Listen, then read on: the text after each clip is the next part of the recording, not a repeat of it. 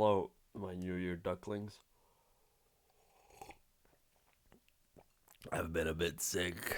December has also been a month. Let's talk about some stuff. Harakiri. Okay, so I watched this film with a friend, and at the beginning I thought it was like super slow and not a bunch of stuff was happening. But then as the movie went on, I started to like it more and more and more and more. And then I loved how they played with prejudice against a lot of the characters and your view of them as the character. I'm looking at the guy again like last time. I started loving how actually tense everything was. I didn't realize how the whole film throughout is super super super tense. You're always just like waiting what's going to happen next. I think the cinematography emphasizes that really well. The audio emphasizes that really well. Performances and writing, everything emphasizes the tension of the situation and everything around it. And I started to appreciate that more and more even as time went on, like thinking about it. But it's still really slow. It's really long, and despite me loving pauses and taking it slow to emphasize character and tension, but the worst thing is definitely the fight at the end. And without spoiling too much, it's really goofy. You're gonna see it and you're gonna be like, no way can the fight be as goofy as Lovera said. And then it's gonna be even goofier, and you're gonna be like, ooh, this didn't hold up very well. But I actually enjoyed it. I enjoyed it really much. It is a silver ribbon, an 88 out of 100. And yeah, here's the written review if you want to pause. Okay, yeah, now also would be a good time to explain ribbons a little bit. In the last video, and how I've been reviewing stuff personally for a while, is writing stars, sparing you all the philosophy around my thought process, review systems and scores. 3 stars, which is a gold ribbon now, is something that I think is a must-see, that it's really high quality. You're almost definitely going to love it, or at least like it to some degree. And then 2 stars is a silver ribbon, which is something that you'll probably like. 1 star is something that you might like, you might not, but it's, I think, of a good quality. Oh yeah, the 1 star is a bronze ribbon. And then no stars or no ribbons is just something that's either mediocre or really fucking bad. And then, as I did in the last video, 4 stars is a polychromatic ribbon. I really like making this one, which is something that I exclusively keep for the top 2 things in a medium. And by a medium, I mean like film, books, albums, games, etc., etc. So yeah, that's the rating system. I thought it might be a bit easier to understand if it's not just like ambiguous with the stars, to be more of like medals or something. And I thought it was a bit more intuitive and symbolic. Let me know what you guys think. And also, I definitely did steal this from Tom Brewster from Shut Up and Sit Down. Okay, next one. Built to Spill. Perfect from now on. I really like this album. I really, really like this album. I heard about it from the Egg Northern Line. He was like, I don't know, in a bit he mentioned it as a really good album. I was like, I really like Northern Line. I like his opinions and stuff. Maybe I like this album. And he was fucking right. He was right.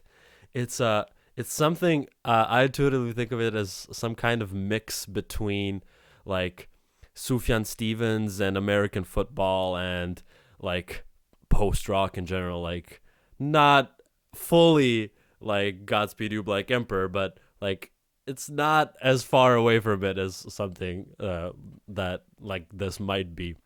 And I think it's really interesting. There's something very counterintuitive about it, and there's like a bunch of conclusions it makes that sort of contradict each other, I feel like. But in general, I love this. I think, yeah, this is a 96 out of 100 and a gold star.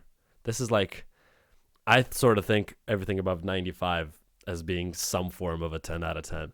So I recommend this. Definitely listen to it. Did I say gold star? I meant gold ribbon. I'll have to get used to it. IDEM, POYY. So this is a Croatian album, and I didn't hear about it, I think, when it came out, but I heard about a live show that they were doing in a local venue, and I was like, sure, yeah, let's support local artists. I want to go. And then I listened to it, and I was really, really pleasantly surprised. I think I talked about it in last video, but I'm a big fan of Hippocampus, and I love that like adolescent indie rock sound. And I think POYY just nails it. I think it's really good. I think also they did something that Hippocampus hadn't had success yet, which is depicting adolescence from a retrospective view of showing how it feels once you're a young adult or an adult to look back on adolescence and sort of be nostalgic, but without pandering to the nostalgia. I think it's really emotional, really good, and really authentic. Yeah, I think it's a 79 out of 100 and a silver ribbon. I think it's a quality listen if you want to go for it. Ladybird. Okay, so I loved this when I watched it, but now thinking back on it, it's been a few, like 3 or so weeks. I haven't really thought about it that much. I've sort of only thought about the conversations I've had with people about it, which haven't been that many. I think it sometimes buries itself under its own fantasies. It's very caricatured and cliched and stereotypized. It's not, I don't feel like it's really how people are, but I also think that was intentionally written to sort of be like the ultimate teenage fantasy. But I think it's really good that teenage fantasy doesn't include only good things. I think it's also really telling of Greta Gerwig in general. It's sort of fantasy that also includes everything bad about situations, and feeling the negative emotions is also proof that you're alive, which is somehow, it might be just how I feel about life, and I'm putting that onto the work. But I think it's really good. I love the acting. I think everybody praised the acting in Ladybird, but they're really, really immersive, undoubtful. You really believe that this really is their life. I think it's a good view of coming of age and stepping out of adolescence. There's a lot of adolescent themes in the past few reviews. I'm feeling an 86 out of 100. So I might have been too harsh on the critique, but it's a good film. I think the editing and colors and are really good, and it takes its time. And it's a silver ribbon. Okay. Hunter x Hunter. So I started watching this a few months back, actually. I'm really slow with watching stuff. Goodness me. Is it something? I've only heard this anime, talked about. This is the 2011 version of the anime. I am familiar that there are some other versions of the anime, but I have not seen anything out of those. The only times I've heard this show talked about is somebody saying, this is my favorite anime of all time. And it's really weird to come into this, your like only experience being people saying it's my favorite of all time, and it being so wacky. It's so non-conventional. It's so its own thing. It's so all over the place, but there really is something to it. I think it's really refreshing how much freedom the writer felt he had while making this. It does also feel like there's a bunch of different ideas all like meshed together at the same time, and it sort of sticks but also doesn't stick together, but also kind of works perfectly, but also like you're just like, how is this, what the fuck? I think this is most clearly seen in the designs of all the characters. Like the characters just don't feel like they're part of the same episode, series, arc, or even fucking like show. Like they all feel like they're from different places. I also can't decide if the show respects Chekhov's gun or like the concept of Chekhov's gun, or completely disregards it. It sets up its own like big narrative conclusions and finishes and finales, and then just prolongs them more and more every episode. And sometimes you're just like, when it gets to it, you're just like, it's epic, but like I don't care about this anymore. Like it sets up so many, granted, good tangents and sub-narratives, but it sets up and continues setting up this big conclusion, this big fight, and this big thing And it sets up a lot of them, and sometimes it just never gets to them. And when it gets to them, you're like, cool, too late a little bit. But it was really addicting. When I was watching it, I went on Reddit, and one of the comments was like, they were asking about something, and the first thing they said was like, yeah, it's like crack, and it kind of fucking is. Like I was watching some of the parts of it, and I was like, okay, next one, okay, next one, okay, next one. And also, the biggest thing, the biggest crowning achievement of Hunter x Hunter is the magic system. Nen is some of the best reasoned and logical magic systems, if not the best magic system I've ever seen. It makes so much sense. It's so character driven. There's so much details to it. You can be so tactical with it. You can like it's like chess, but also like they play dodgeball using that. It's so good.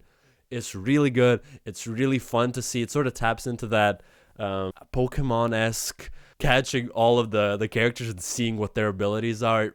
Like every time you're like, oh, that's a new one, that's a cool one, and it's really, it keeps the show really fresh and really good. And the concept of it feels really good. And I think that's going to be the most influential part. And it probably has been already. It's not they started writing it in 98. I loved it, even though there were like parts that were like super lulled. Like the Chimera Ant arc is too long.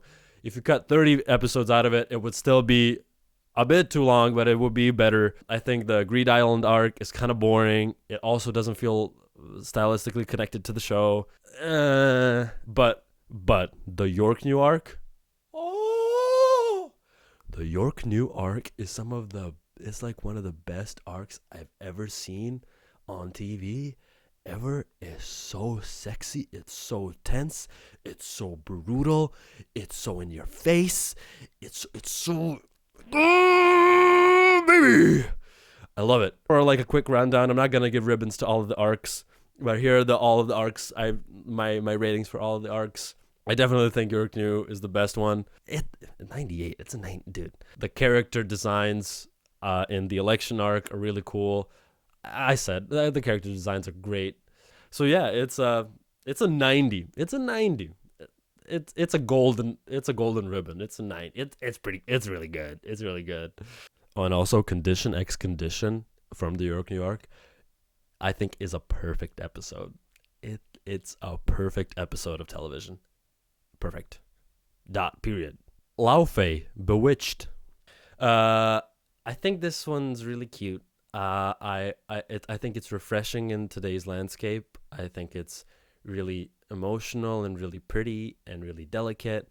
And I mean, she's like a professional musician. She's not like a garage artist or like an indie bedroom pop artist. Like, she is educated, she is perfect, she is super technical, and so you get a lot of beauty with a lot of crispness to it, and it sort of feels exact and delicate, like a really good marble sculpture. But in general, the writing is a bit too simple and sometimes a bit too derivative to do the romance it speaks of proper justice. But I think it's still a good listen. I think it's a 71 out of 100 and a bronze ribbon. hbomberguy, Plagiarism and You brackets tube. So I watched this the night I put out the first review video, and it's strange for anything to sort of make you question the validity of your own thoughts. But him spending like half an hour of that video talking about a guy who plagiarized reviews, I was like, I felt a little bit, it felt too close to be comfortable. But once he got past that and started going into more serious and despicable cases of plagiarism, you're just like, wow, this is an important piece of content. And I'm reviewing this because it's a 4-hour long plagiarism documentary about the situation of plagiarism and the state of plagiarism on social media. There's a need in like reviews to review like kino or to review like proper artistic pieces. But I think just with culture being moved to the internet, I think the internet is starting to take itself, and people are starting to take internet more seriously. So I thought this was definitely worth a place on in the review. I also in the past privately reviewed the Disco Elysium documentary that People Make Games make. That's, I think, also a really good documentary. But I think this one's really good and makes some amazing good points. It's an amazing piece of investigative journalism, and I really think it made a really good positive conclusion about a very serious topic of theft, of cold-blooded theft, and cases of it throughout the media, the social media. So yeah, it's an 83 and a silver ribbon. It might be good for you to put in the background while doing something else, but I honestly found it really entertaining and engaging just watching it directly, and it really kept me hooked for the entirety of the 4 hours. Sampha, Lahai. I think this one's just really good. I think I just don't have a super soft spot for music of this genre of like slower R&B. In general, I'm not a big soul fan, but parts of this are really good. Parts of this are maybe R&B and soul of this type. Always like sometimes I don't have enough to grab onto while listening to it. And so sort of it loses me at some points, but it's really pretty. It's really well produced. It's sort of almost technical like Laufey. It's really silky. It's smooth. It's fresh. It's really good if you want to listen to it. It's really pretty. It's like honey to the ears. That is disgusting. I don't know how people say. What is it? Like something to the ears. It's good. It's good. I think it's an 82 out of 100, and a silver ribbon. It's good if you want to listen to it. Model Actriz, Dogsbody. So I listened to this when it came out at the beginning of now last year, and I really liked it. I wasn't too sure about my impressions of it. I just liked it. I didn't really have it on repeat. I usually don't have albums on repeat. I usually listen to them and then come back to them at a later point. But throughout the year, I noticed that it sort of kept creeping back into my thoughts every now and again. Like I would go back to the place that this album takes you to every now and again and sort of enjoy being there, which is weird because the place that this album takes you to is perverse, it's dark, it's disgusting, unsacred, unholy. It's awful, but somehow you feel like sort of like safe in it and sort of good in it. It puts you to the place where you feel like your body is the least sacred thing you have, but somehow it sort of persuades you that that's okay. So yeah, when I came back to it, I loved it. It's a really good noise rock album. The one that comes to me is Daughters, You Won't Get What You Want. I am a Fantano head, I know. Which is an album I really like, but this kept coming back to me more and more throughout the year of just the sound of it. And while it is a noise rock album like You Won't Get What You Want and similar like industrial noise rock albums, it also adds an element of dance punk to it that makes it feel very pumpy. If you like noise rock at all, or if you want to listen to something new and insane and aggressive and intense, definitely give this album a shot. I think it's a 91 out of 100 and a gold ribbon. It's really good. Seven Samurai. Okay, as long as this film is, I don't want to waffle too long because I think it's one of those things that you really should watch. I can't really tell you about all the lessons and all the nuances and all the details that it shows, not just in the writing, but in the performances, in the designs, in the cinematography, in the setting, in the action sequences, and everything. There's just so much. It's such a dense, polymorphous film with so many different lessons you can take away from it that I think this is just something you should really take your time to watch. Even though it's really long, it doesn't really feel that long, and it also, you're never out of it. It's so immersive, it's so alive, it's so believable. You feel so much for all of the characters. So I'm giving this a 98 out of 100. This is one of my favorite films I've ever watched. Kind of seriously, yeah. And it's a gold ribbon, definitely. This is you. I hope you have some time to watch this. And also, like, I have a new appreciation for black and white films, because like there's so many shots in this where I could just imagine myself in university in my drawing class, just studying the colors and the values. The colors, I'm so dumb. The values of the image and the composition of it. It's just so, it utilizes the, we're gonna call it like scarcity of technology, like it didn't have access to color, but I think it sort of is better for that. Oh fuck. Luckily, we're coming close to the end. I don't think I can talk anymore. Ginger Root, Nisemono. All of these EPs that I'm going to talk about feel longer than they actually are. It's just, I think, the density of musical ideas in them. And I think Nisemono is definitely no exception. I think it does a lot musically. It's super dense and it's super rich. It sort of takes a lot of city pop influences and converts them to sort of like a bedroom jazz vibe. And it's crazy it makes you feel like it's one guy in his bedroom, but it is actually just one guy. I thought it was insane that Cameron Liu does all of the recording himself. It's really bubbly, it's really catchy, it's fun, it's relaxing, it's refreshing, it is really immersive. I think it's good to have in the background, but also like paying attention to it and focusing on it, you're going to find a lot of stuff too. So it's really good. I think it's an 86 out of 100 and a silver ribbon. Alice Longyu, let's hope heteros fail, learn, and retire. I mean, this is crazy. It's insane how many genres this woman can fit into there. Like, there's EDM, there's electronic, there's dance, there's punk, there's folk, but like turbo folk. There's metal. It's crazy, and it somehow works.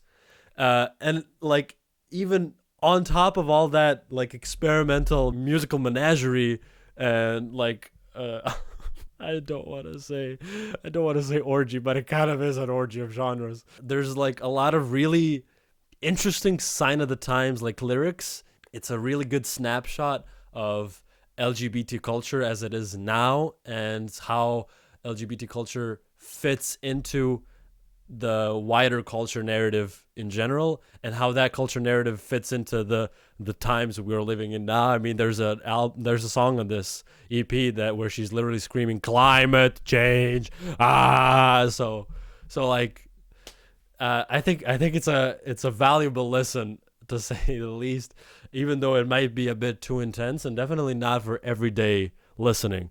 I think this is an 87 out of 100 and also a silver ribbon. Hippocampus, South.